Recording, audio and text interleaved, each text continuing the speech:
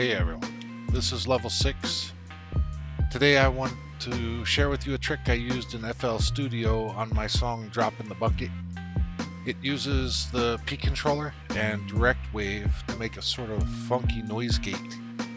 I used this trick on my snare hit, but you could use it in thousands of different ways, I think. I couldn't find anything online on doing this in FL Studio, so this is the way I figured out how to do it.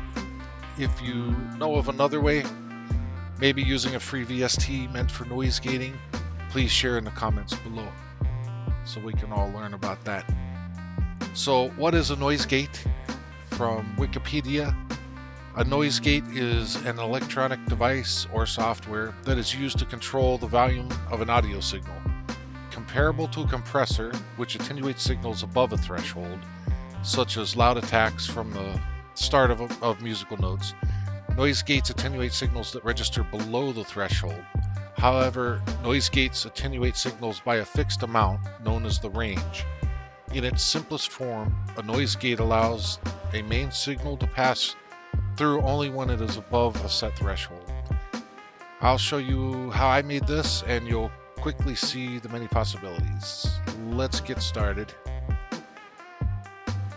So, I'm using FL Studio 20, but any version where DirectWave and P controller are available should work. You can see that we've opened on a basic template with nothing fancy going on. I have some drum tracks recorded for Drop in the Bucket ready to go. I'll just drop these into the playlist and arrange them. It's a pretty simple beat, a boring hat, a simple kick,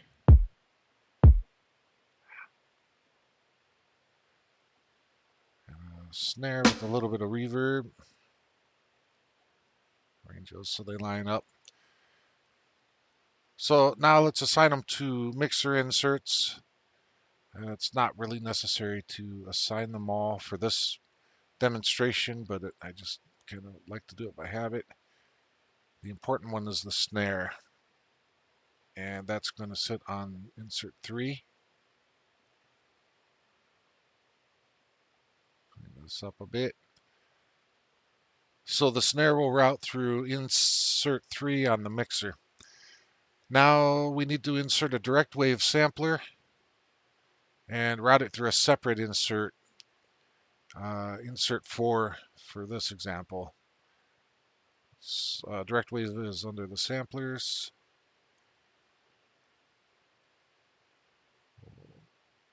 Route it through 4. And pull it down here where we can watch it. Now you can grab almost any sample you have that is more than a one shot and drag it into the DirectWave to load it. I have an old female vocal a cappella I am using for this. It works best when you have some variation, like words and pauses, like a song being sung. That adds a randomized feel to this, as you'll see. But again, feel free to explore the possibilities with any sample in here, really. Then go to the sample tab in DirectWave, and we want to adjust the loop points and the start point to be reasonable. I'm just going to select a short phrase here. And you can play the phrase by left clicking up on the keyboard here. I can feel far away. You see it loops like that. You can change the pitch. You can play any pitch with a left click, and you can right click to actually change it permanently if you've never played with DirectWave. So if you change it permanently higher, then of course middle C is going to be low. We're going to leave it on middle C for now. Again, much experimentation is possible with just these loop points and the start point. You can go crazy with these depending on what your sample is. It's also fun to reverse a sample and see what happens, or shorten those loop points. We'll do that in a little bit. Now go to the insert of the sound that you want to control this. In our case, it's the snare on insert 3.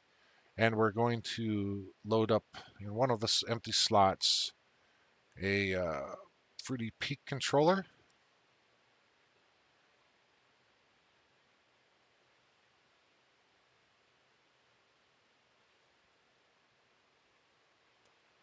You can play a lot just on this later too, but for now, to get a solid demonstration, I will turn the peak decay all the way up, adjust the peak tension all the way up, and I'm going to adjust the volume while we play this and see the snare hit the peaks. We want it to clip a little bit.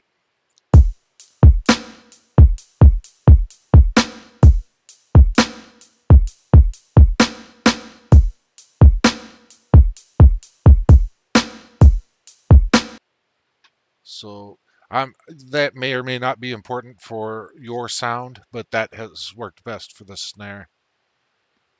Now we want to automate the volume of the DirectWave insert, which is on 4 in this case. And we want to right click on the volume slider and choose link to controller. And we're going to go to the internal controller section and choose the peak. Again, you can choose other things and play around here too. The mapping formula, there are many here that you can explore. I'm just going to leave it on the default for now. Accept that. And now this volume will be automated by the peaks that peak controller detects or has been tuned to detect. Pull this slider down because you don't want what we're about to do to play right away. And we're almost done. The last thing I've found we need to do is bump that direct wave into actually starting by giving it a single note and then placing it into the playlist. So I've hit the first step in the channel rack for that channel. And then make sure that you're pointing at the patterns or looking at the patterns. Pick pattern 1 or wherever it's at and toss it in.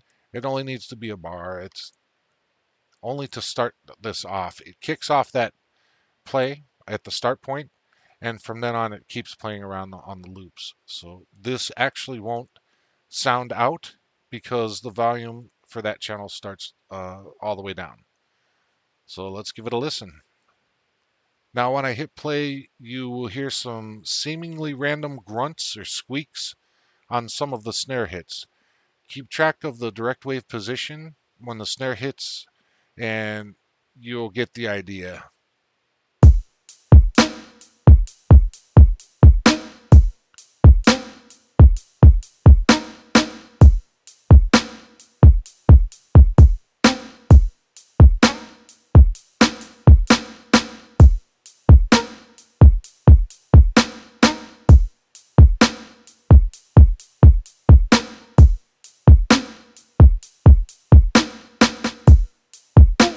We can adjust these loop points to anywhere we want for different effects. You can also change the pitch.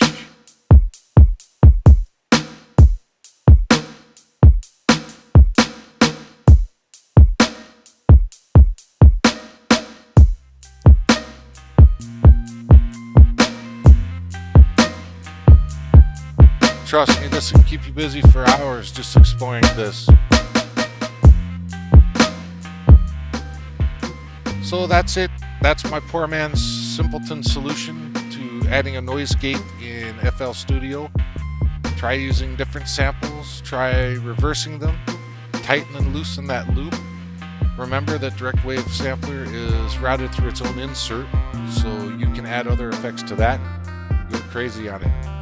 I hope you found this useful, or at least got a little inspired to poke around with this in your own DAW. If you found this video entertaining, how about subscribing to my channel and or giving me a little bitty thumbs up. This is my first real attempt at any sort of tutorial video.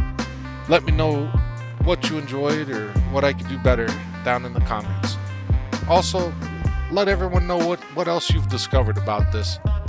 Did you reverse a sample of a lion in heat, pitch it up, and get your kick drum growling?